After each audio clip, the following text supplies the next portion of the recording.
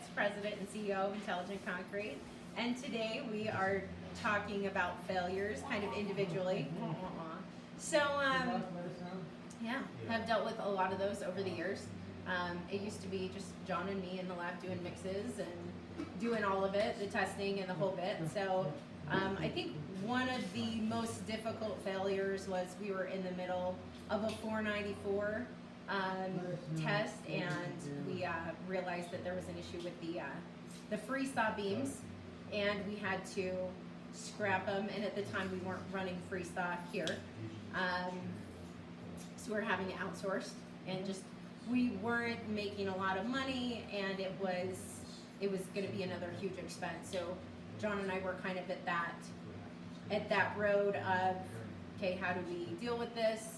You know, do we just fudge the numbers and write it down, or are we going to be a company of integrity that recognizes the failure and figures out the best approach to move on? And it was a quick conversation. I mean, we both knew that we couldn't be one of those labs who just did that pencil whipping and made up data and information that wasn't accurate and just wasn't even available. So we scrapped the samples, we redid it, we took the hit, and it hurt. Like, it really stung at the time, because we didn't have the money to take that hit, but we knew that we needed to be okay going to bed at night and be okay with standing by the data that we were providing to our customers. We needed to know that it was the data, it was the accurate data. So yeah, it was kind of a tough crossroads. Sorry.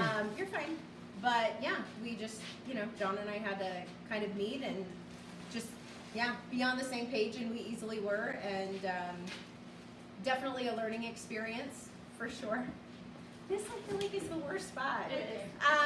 Yeah, but it was, we just plugged along. We tossed the old samples, we redid the test and redid it, and redid the mixes, redid the tests, and are you glad you did? So glad that we did. You know what I mean? It was really, I feel like, one of those, you're fine. But it was totally one of those crossroads for our business, and the way that we were going to do things moving forward. Because nobody would have known if we had not done that. Liar! No, we would have known. You don't want to be a liar. Yeah, we didn't want to be. So we knew that we needed to be a company of integrity. The failures are what I think really, that's where you learn, and that's where you grow as a business. So go Concrete! Be an asshole!